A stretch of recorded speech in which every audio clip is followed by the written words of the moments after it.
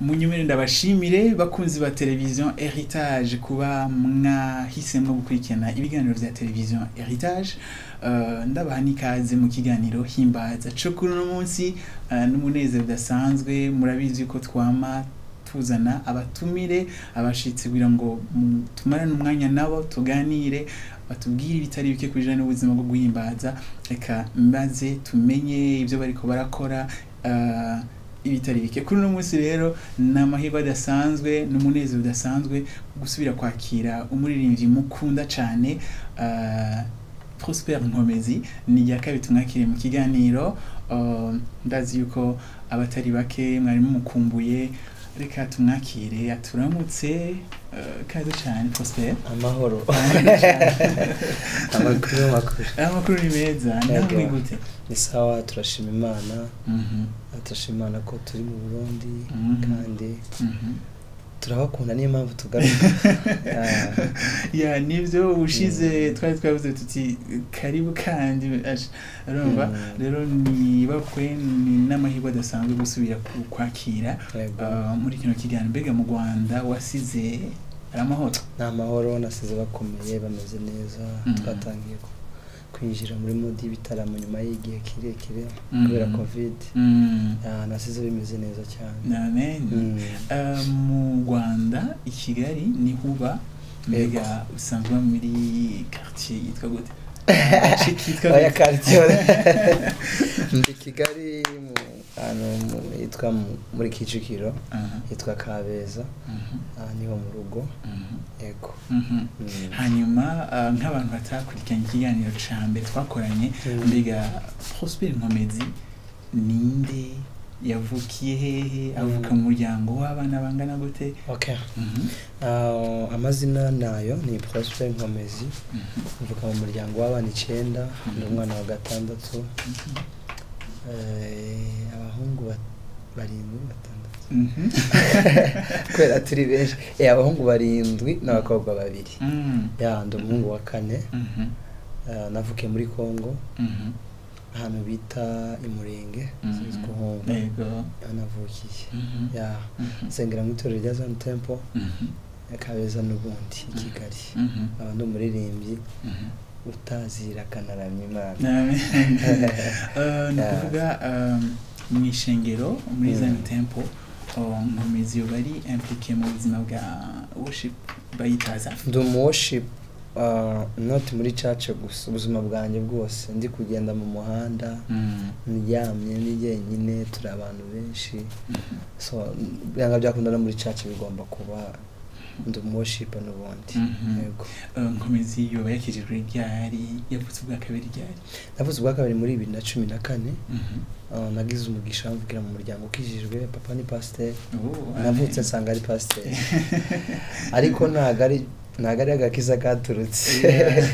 Tamaze kuba mukuru, navuze nk'imyaka nyine y'umuntu mukuru, nibwo nabatijwe mu mazi menshi. Ariko ico gihe mbere nanangaga kubikora ko kera tukira abana baratubwira ngo iyo utarabatizwa nta kintu kibimana ikubara. So kumva niyo gashaka freedom y'abana kugira ngo nyine uzabatizwe uri gukora ibintu ushaka, donc uri free.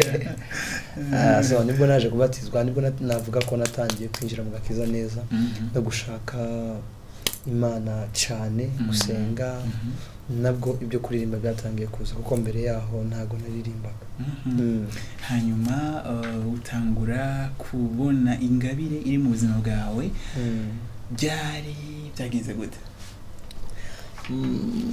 Nkiri muto nakundaga music muri rusange, nakundaga kumva music, ariko nta na rimwe nigeze ntekereza ko nzaririmba pe.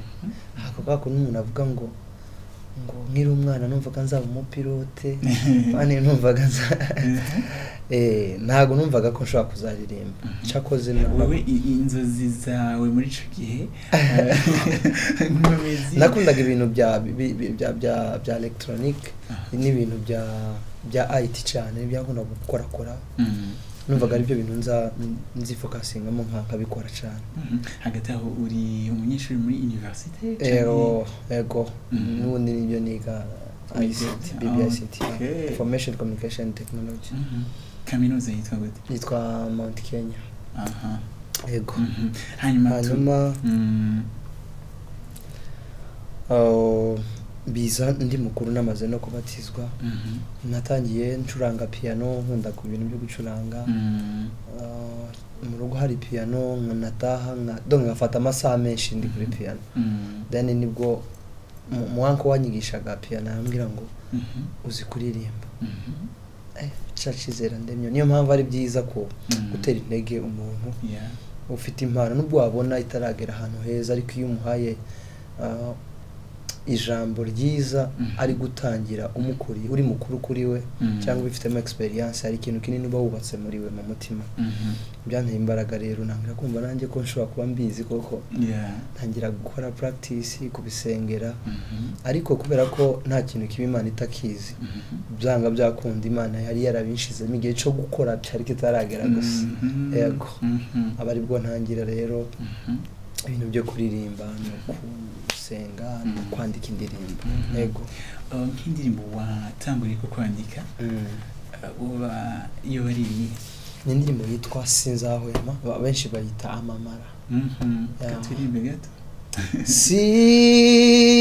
Sinzahwema kuvuga ineza yawe mwami, amamara wamamare, amamara wamamare, namamara wamamare, amamara wamamare.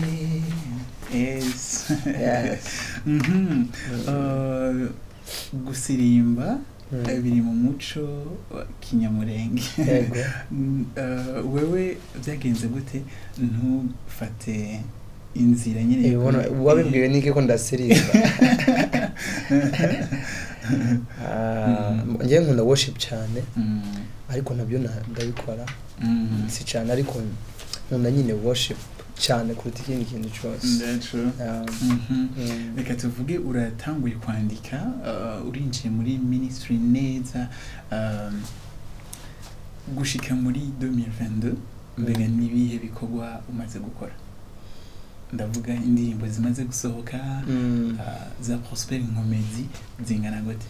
Nyinshi abantu bagenda nzavuga iyo n'izindi zitari nke usanga abantu bakunda. Prosper NKOMEZI amaze kwandika, amaze gusora indirimbo zingana gute? Ni nyinshi, ntago ubu ngubu ntago umubare wahituza, ariko mfite album ebyiri. Album ya mbere yari indirimbo 8, iyo yari 10, hari collab nakoze ku ruhande, nizo nakoze stari kuri album. Zashobora gushika muri 23, 23 cyangwa 24 gutyo. Amen. Ubwo ni kuva 2017 kugeza uyu munsi. Album yanjye ya mbere nayise Sinzahwema, n'ubundi nayitira indirimbo yanjye ya mbere. Ya kabiri nayise Nzakingura, ni album nshasha mfite iri hanze. Wese ubu ngubu ushaka ashobora kubibona. Mfite na gahunda yo gukora album launch ya igitaramo kinini. Ya mbere twayikoreye igitaramo Kigali tariki 7 z'ukwa karindwi muri 2019. Nyuma yaho nagene itabira ibitaramo byinshi bitandukanye by'abandi bagenzi banjye. Hanyuma ubu ngubu rero ndimo ndategura gukora igitaramo cha kumurika album Kigali. Mfite na gahunda yo gukora tuwa mu bihugu byinshi bitandukanye muri East Africa, muri Africa muri rusange, ndetse no mu bihugu bitandukanye, aba mu Burayi, muri Amerika. Ubu ngubu bakuru bawe bamaze igihe bagira amatourne mu ndavuga ba James Daniela, ndavuga ba Israel Mbonyi, urabona bari mu matourne za Canada, za Europe. Nyoza ko c'est le tour ya burya nta kintu cyiza gukora igihe gukorera mu gihe nyaco c'ikintu. So igihe cyanjye naco kiri hafi cyo kuyakora. Nabanje gutangira hano hafi iwacu, muhira nkabona kugenda n'ahandi.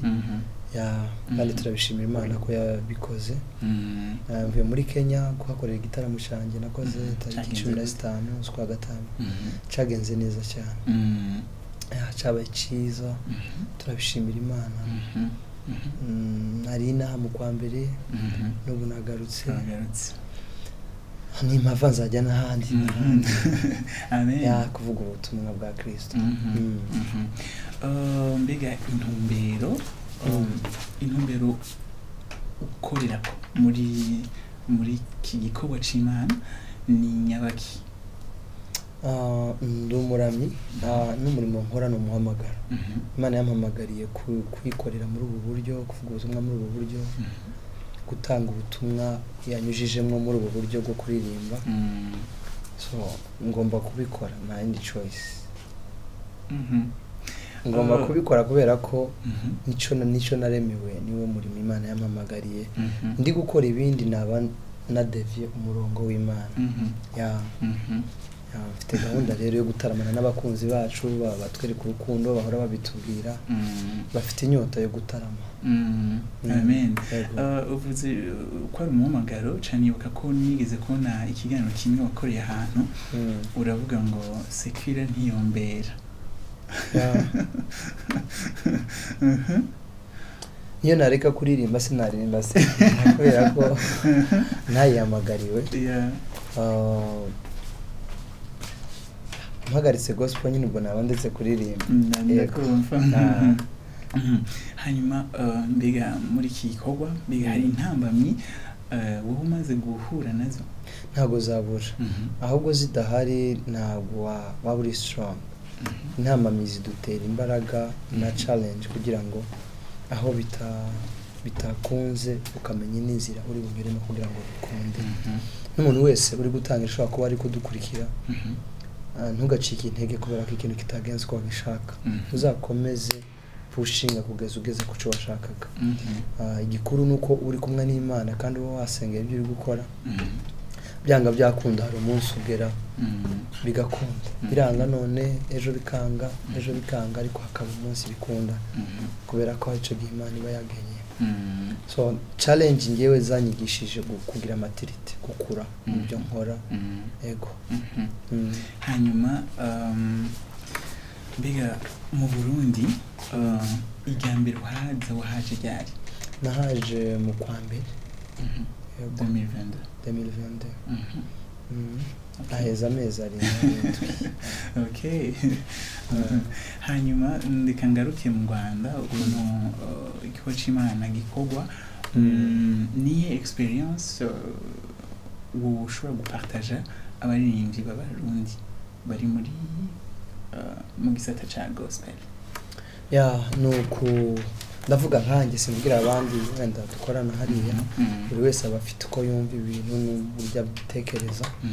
Ariko ico nigiye cyane muri uyu murimo no kuba wowe, uko Imana yaguhamagaye, ibyo jwe Imana yaguhaye, iyo miririmbire yawe, uwo ni wowe. Ibyo kwiga kuba nkundi ntago byatuma ugeraho Imana ishaka kugera. Icya kabiri ni kugira discipline. Worship mwiza no worship ufite amahame. Ubukristo ni amahame, ufite discipline. Avuga ngo nubwo uri yashobora kuba akora iki kintu hari worship mugenzi wanjye, ngewe ntabwo nzagikora kubera ko atari cyiza. Mu rugero ndi gutanga. Icya gatatu ni gusengera umurimo ukora, ko amavuta cyangwa anointing iri ku muntu niyituma agira success mu buzima, niyazana igikundiro, niyatuma abantu bakubwira ko bagukunda, ntago ari ukuri gitangaza cyangwa urumuririmbyi kimwe n'abandi, ariko kuba abantu baba bagukunze ni bwa bwiza bw'Imana buba bukuriho. Rero bwa bwiza bw'Imana, y'amavuta y'Imana kuriho nta handi ava mu gusenga, gusoma ijambo ry'Imana no kugira umubyeyi wo mu mwuka. Ni byiza kugira itorero, ukaba ufite pasiteri aho ubarizwa, atari just kuba umu-artiste wo gukora ku ruhande, atari ministry yawe ufite cyangwa ari church ufite. Ni byiza kugira aho ubarizwa. Nabonye bifasha, ni discipline nziza muri kariyeri. ndumva ari ibyo ni byinshi nshobora kuvuga ariko reka mbe reka ndakubaze kuri iki nyene cyo kugira ishingiro ubarizwamwo aha mu Burundi n'ibyo hari abaririmba usanga kitameze neza usanga nta mashingiro abafise babarizwamwo mbega no mu Rwanda niko bimeze hari abaririmbyi bashobora kuja muri ministry ya gospel birashoboka birashoboka hari ababa bayafite ari ku izina batayabamo ariko birashoboka ariko ni byiza kugira itorero njyewe nabiboneyemo umugisha nabonye ari byiza yego reka ngaruke ku buzima bwawe ndiko ndarondera amakuru negura ikiganiro nabonye Prosper NKOMEZI yararokotse accident simwe ahubwo ni zibiri yego kandi ibyo hari ikintu byakoze mu buzima bwiwe yego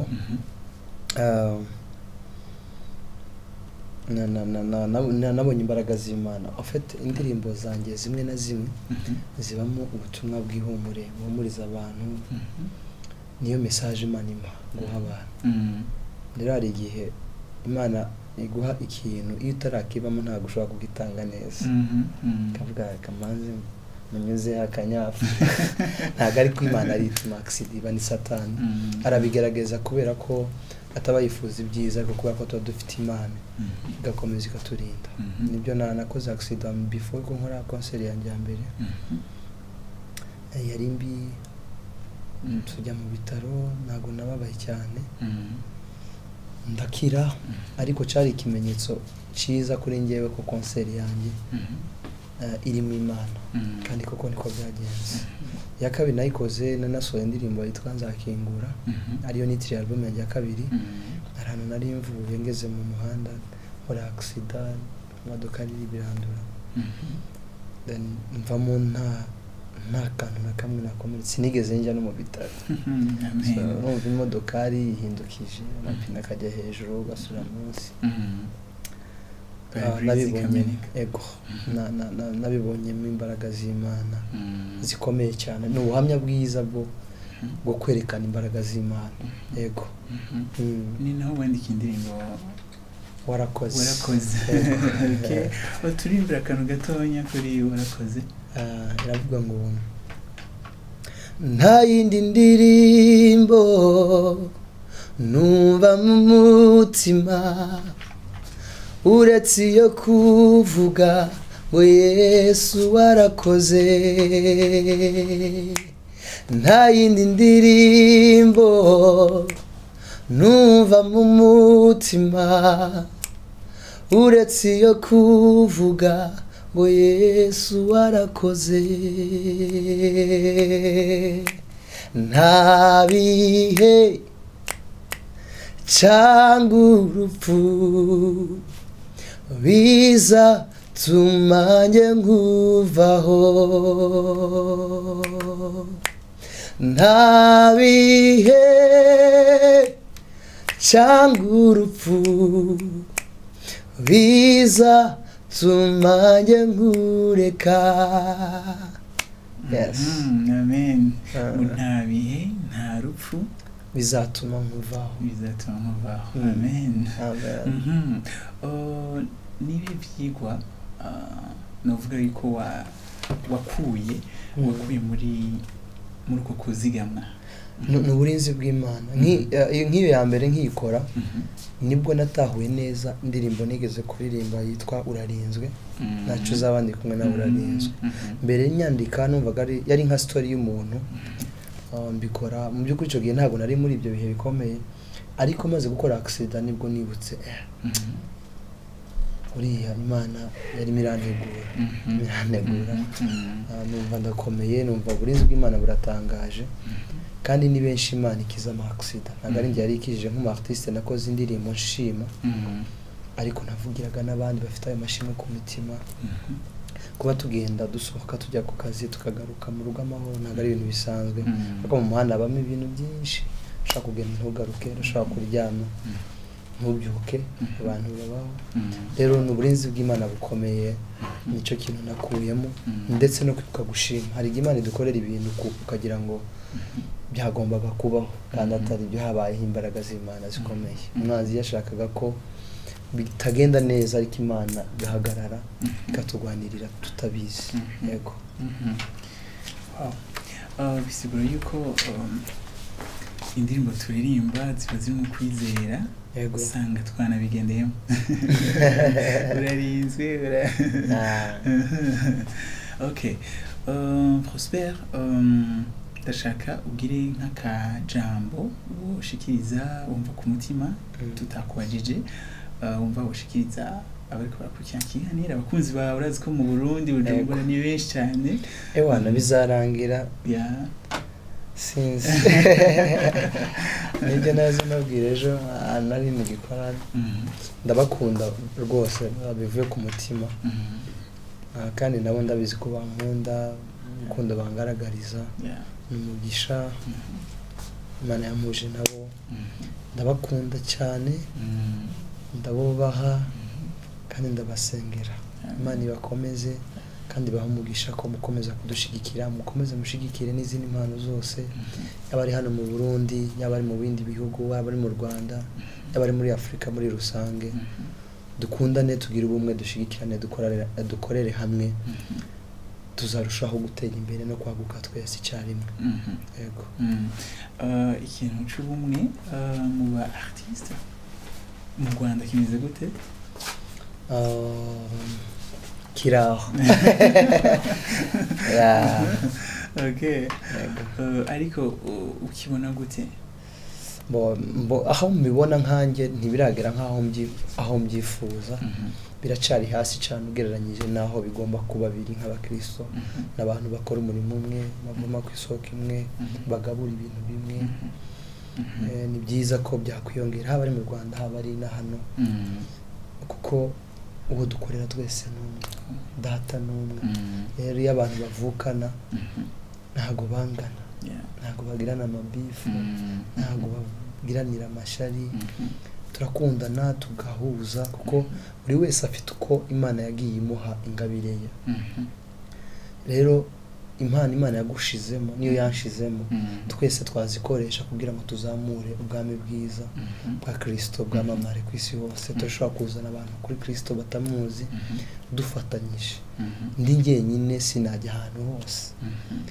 ubu ngubu ndi mu Burundi hari abandi bari ahandi ntago nabaho ngo mbe naha so ni byiza gukorera hamwe tugakundana tugashigikirana tugasupportingana ijuru ririshima iyo ribibonye kuko urwango n'ishari n'inzangano ntago biva ku Uwiteka bizanwa na Satani gukorera hamwe urukundo gukundana gushigikirana nibwo rukundo rw'Imana dusaba nk'abakristo amen ndabwirije hanyuma mbega mu migambi ya kazoza hari abaririmbyi Prosper NKOMEZI b'abarundi baba afitaniye amaproje nabo ya muri gahunda mfite hano mu gihe gitoya ndateganya ko gukorana n'abaririmbyi b'abarundi abo Imana izashima ko dukorana abo turimo kuturaganira dushobora gukorana sindashobora gusiga twakoranye yego c'est très bon turazirindiriye hanyuma abantu bakeneye album zawe bazikura he uzironka gute biterwa nk'abantu bari baba diaspora barazigura kuri digital platforms ziba ziri kuri Spotify ari ama platform acuruza umuziki wose Amazon, Apple Music hanyuma umuntu ushaka copy no gusupporting umurimo w'Imana anyura kuri social media zacu noneho tukamubwira aho ashobora kubona iyo album yego rwose barondera kuri Prosper NKOMEZI TV kuri Facebook nabonye ari bakoresha cyane Instagram ni Prosper NKOMEZI YouTube ni Prosper NKOMEZI ni igihe kinini nasize hose mvaho no kuri TikTok no kuri Snapchat ni Prosper NKOMEZI yego ndagushimire cyane ko waje muri kino kiganiro mwakoze cyane kudutumira kandi mwakoze cyane kutwereka urukundo hamaze kuba mu rugo nza nisanga kubera ko narabakunze kuva bwa mbere nza mu kwa mbere muri abantu beza cyane mukunda kuramya mugira urukundo kandi murarugaragaza ntago mwifata ntago mwifunga Imana irahumugisha mwinshi amen yego reka ndabashimire namwe kuba mwabanye natwe kuva mu ntango gushika mu mpera kino kiganiro reka turangize himbaza uno munsi dusigamo indirimbo ya Prosper Nkomezi himbaza duhana isango muri weekend ikurikira bye bye